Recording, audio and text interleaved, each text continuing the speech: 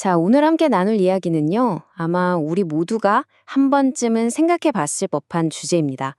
바로 고통, 그리고 죽음에 대한 두려움인데요. 이 보편적인 경험을 신학적인 관점에서 어떻게 바라볼 수 있는지 한번 깊이 들여다보겠습니다. 바로 이 질문에서부터 시작해보죠. 왜 영광스러운 하나님의 아들이 고통을 겪어야 했을까?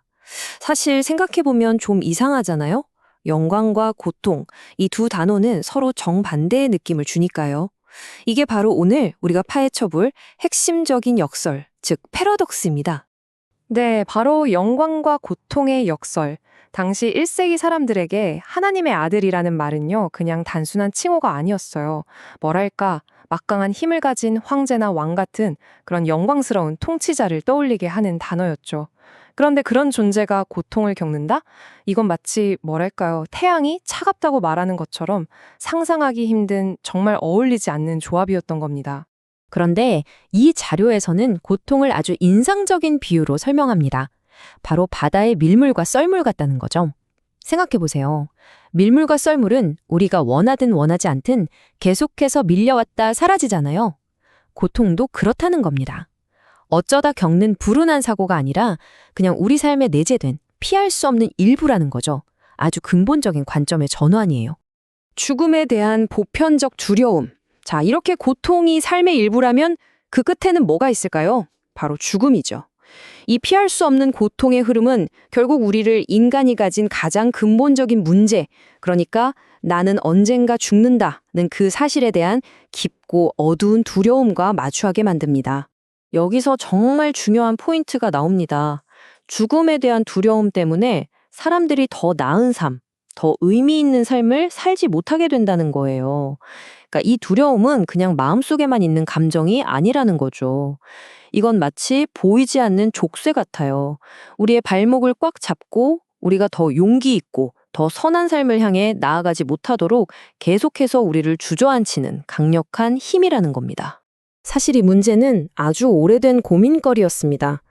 고대 그리스의 소크라테스 같은 위대한 철학자들도 이 죽음에 대한 두려움이라는 문제를 정면으로 다뤘죠. 그들의 해법은 뭐였을까요? 바로 이성이었습니다. 죽음이 뭔지 정확히 알지도 못하는데 왜 두려워하는가? 이런 식으로 철학적인 사유를 통해 두려움을 이겨내고 초연해지려고 노력했던 겁니다. 말하자면 머리로 두려움을 극복하려는 시도였죠. 우리와 같은 존재. 자, 그런데 오늘 우리가 살펴보고 있는 히브리서 2장은 완전히 다른 길을 제시합니다. 머리로 이해하고 이성으로 극복하는 철학적인 방법이 아니에요.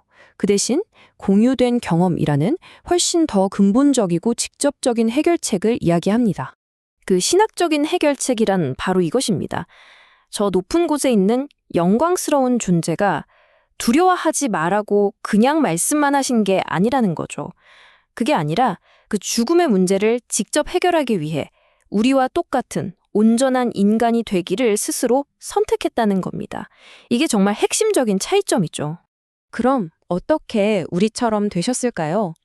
그냥 인간의 모습을 잠시 빌린 게 아닙니다. 우리처럼 똑같은 피와 살을 가지셨고요. 배고프고 목마르고 아픔을 느끼셨어요. 그리고 우리 인생에서 겪는 온갖 유혹과 시험들도 똑같이 겪으셨다는 겁니다. 정말 하나부터 열까지 인간의 모든 조건을 남김없이 완전히 공유한 거죠. 어설프게 흉내낸 게 아니었어요. 두려움으로부터의 해방. 자, 그렇다면 이처럼 모든 것을 똑같이 겪었다는 사실이 도대체 어떻게 우리를 두려움에서 해방시켜 줄 수 있다는 걸까요? 바로 그 연결고리를 지금부터 살펴보겠습니다. 여기서 아까 이야기했던 두 가지 길이 선명하게 비교됩니다. 한쪽은 소크라테스의 길, 즉 철학과 이성으로 죽음을 두려워하지 않으려고 노력하는 길입니다. 생각으로 두려움을 이겨내는 거죠. 하지만 다른 한쪽은 그리스도의 길입니다. 이건 죽음을 두려워하지 않는 걸 넘어서 아예 죽음 속으로 직접 들어가서 그것을 겪어내고 부활을 통해 죽음 자체를 정복해버리는 길입니다. 하나는 방어적인 태도라면 다른 하나는 아주 공격적인 태도라고 할 수 있겠네요. 결국 이겁니다. 그가 우리와 똑같은 인간이 되셔서 죽음을 이겨내셨다는 것은 우리에게 더 이상 죽음의 두려움에 얽매인 노예로 살지 않아도 된다는 사실을 몸소 보여주신 셈이죠.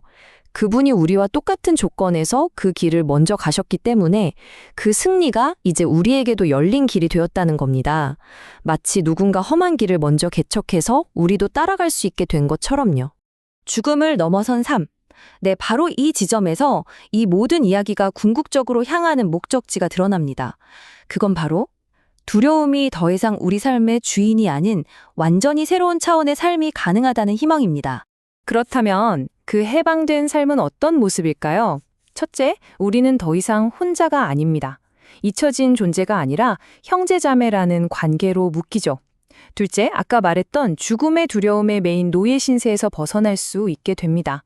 그리고 마지막으로 고통 너머에 있는 부활의 삶이 그냥 막연한 이야기가 아니라 우리에게 주어진 실질적인 가능성으로 다가온다는 겁니다. 이게 왜 중요하냐면요. 우리 인생을 죽음이라는 종착역을 향해 두려움에 떨며 걸어가는 길에서 새로운 시작을 향해 나아가는 희망의 여정으로 완전히 바꿔놓기 때문입니다. 그래서 이 모든 논의는 바로 이 하나의 강력한 문장으로 귀결됩니다. 우리의 고난과 우리의 죽음은 우리를 해방된 삶으로 부르시는 생명의 하나님에 의해 극복된다. 지금까지 우리가 함께 따라온 모든 신학적인 여정의 결론이 바로 이 선언에 담겨 있는 거죠. 자, 이제 이 질문이 우리 각자에게 남았습니다. 두려움을 넘어선 삶. 이론적으로는 알겠습니다. 하지만 이것을 과연 우리는 어떻게 살아낼 수 있을까요? 여기서부터는 신학적인 설명을 넘어 우리 각자의 삶 속에서 답을 찾아가야 할 개인적인 묵상의 영역으로 넘어가는 것 같습니다. 여러분은 어떻게 생각하시나요?